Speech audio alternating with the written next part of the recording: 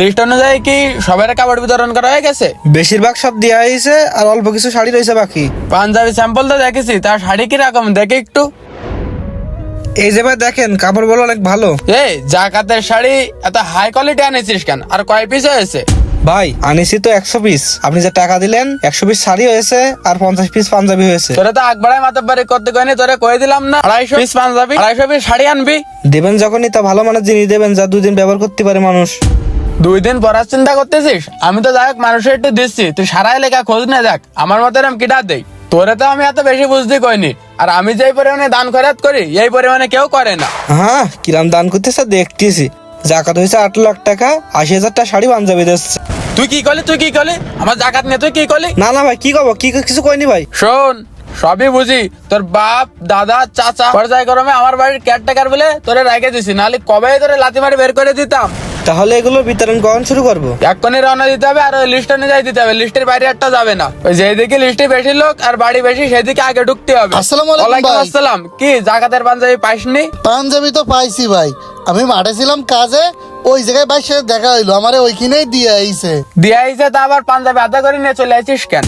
শোন, তোকে বাড়ি কিন্তু শাড়ি দিতে পারবো না, তোকে বাড়ি পাঞ্জাবি দিছি, শাড়ি আর এক বাড়ি দেবো। না সেজন্যই তো আসেনি ভাই, এই পাঞ্জাবি তো আমার গায়ে ছোট হয়ে যাচ্ছে, হাতের মধ্যে দিয়ে ঢুকতেন না। দেখ কত সাইজের তা দিছি, তোর গায়ে টাইট হয়ে যাচ্ছে।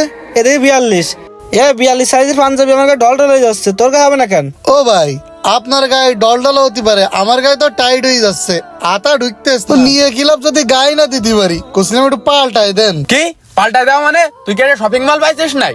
ঢুকতেস না, পাল্টাই দাও। আসলে তোকে মতো বকেন নিকে ফ্রিতে কিছু দিতে হয় না, ফ্রি যা পাইছিস এই তো অনেক। আর পাল্টাই নেওয়ার চিন্তা কিভাবে করিস? না ভাই, আমি যে জিনিসটা গায়ে দিতে পারবো না, ওই জিনিসটা নিয়ে কি করবো কন? এরম সুন্দর একটা জিনিস দিছেন, সবাই তো গায়ে দেবে, বড় সাইজের তা নেই, একটু ডুলামুলা। ঠিক আছে দাঁড়া, বাসিতে কথা বলতেছি। ও ভাই, পাঞ্জাবি তো আরো আছে, ওইটা 45-46 হতে পারে, তে একটু পাল্টা দিয়ে।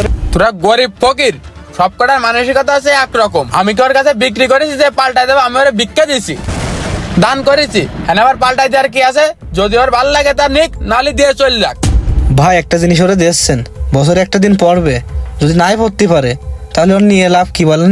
এই যে বেশি বুঝলি, দিচ্ছি ভিক্ষে, তারপরে হয়তো ভাইবে কি হবে? তুই যে সময় ভিক্ষে দিস সেই সময় কি ভাবিস ফকিরের টাকা নিয়ে কি করবে? দেওয়ার কথা তো দিয়েই দিস। ভাই এই কথাটা বললাম ভুল করলেন আপনি। ভুল করলাম মানে?